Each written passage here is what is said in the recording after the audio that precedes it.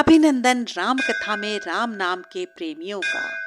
पुरुष सिंह दो वीर, अधर चले मनु भय हरण, कृपा सिंधु मत धीर, अखिल विश्व कारण करण, अरुण नयन और बहु विशाला, नील जलज तम श्याम तमाला, कटिपट पीठ कसे पर भाता, सुरच चाप सायक दो हासा।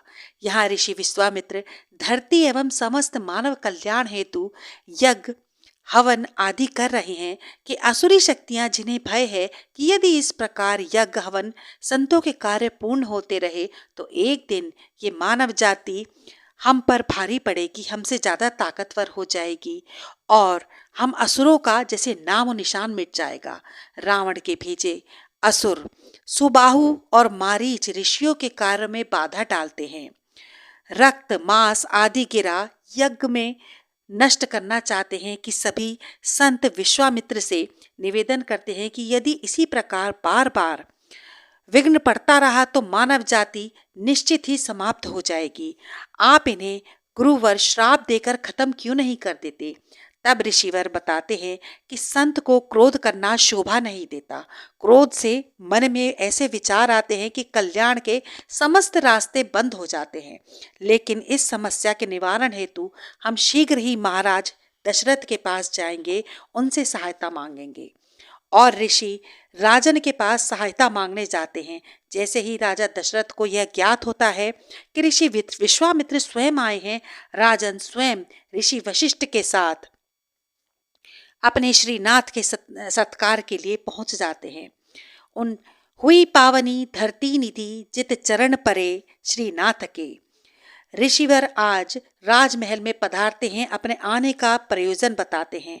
तब सूर्यवंशी राजा दशरथ कहते हैं, ऋषिवर यदि आवश्यकता पड़ी तो दशरथ अपने प्राण देकर भी आपकी सेवा करेगा। ऋषिवर अपने वचन सुनाते हैं, हे राजन, दिन प्रतिदिन हमारी तपोभूमि पर असुरी शक्तियां बढ़ती जा रही हैं। हमारे प्रयोजन ज्ञान विज्ञान के प्रयोग पूर्ण नहीं हो पा रहे हैं। यदि संभव हो सके तो हमारे साथ राम को भेजो हमारी रक्षा के लिए, यही एकमात्र उपाय है। लंका नरेश रावण के भेजे गुप्तचर ताड़का मारीच सुबाहु के अंत का यही एक उपचार है। तब राजा दशरथ जैसे कांप जाते हैं, नहीं नहीं ऋषिवर, मैं अवध की सेना को द्विगुनी तिगुनी करके आपके साथ भेजूंगा। राम तो अभी बालक है। ऐसे वचन सुन ऋषि क्रोधित होते हैं, हे राजन, तुमसे हमें ऐसी आशा ना थी। कदापि तुम अभिज्ञ हो राम के बाहुबल से।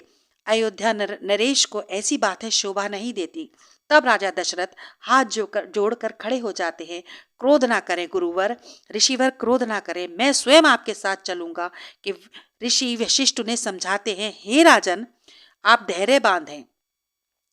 राजन, ऋषिवर सही कह रहे हैं, उचित कह रहे हैं। तुम्हें राम की दिव्य शक्तियों का भी ज्ञान नहीं है, वो तो अमंगलहारी हैं। कि ऋषि के वचनों का ऐसे वचन सुन उनके आगे पिता का कद छोटा पड़ जाता है, वह राजा का दायित्व का पल्ला भारी पड़ जाता है।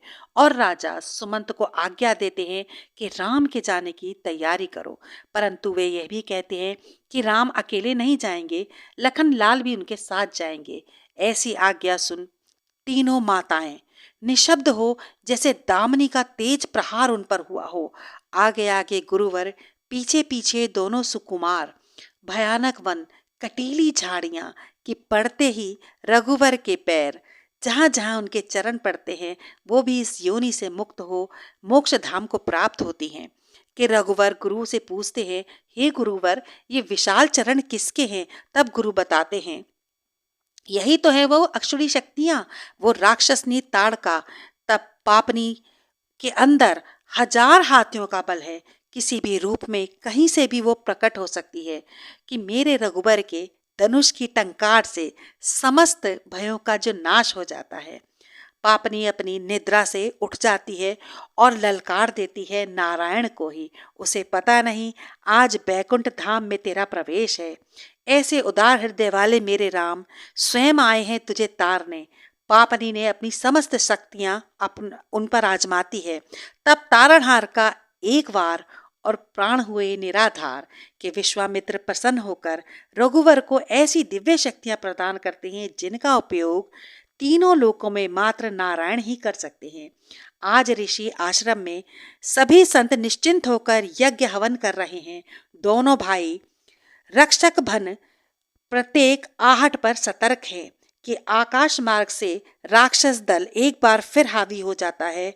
राम कृपा ते कारज पूरे, श्री नारायण हरि। तारण सिंधु को मात्र एक खेल ही तो खेलना था और चक्रधारी ने अपने दिव्य चक्र की छत सी बना डाली जिससे कोई अवस्तु यज्ञ में ना गिरी और एक एक कर सभी असुरी शक्तियों का नाश कर डाला, उन्हें मिटा डाला।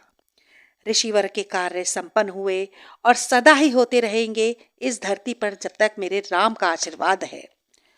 आज की वाणी को मैं यहीं देती हूँ विराम। तब तक आप हमारे चैनल को लाइक, सब्सक्राइब, शेयर करना ना भूले। नतमस्तक समस्त सारस्वज वंशज। आधार एक कदम आत्मीयता की ओर। जय सिया राम।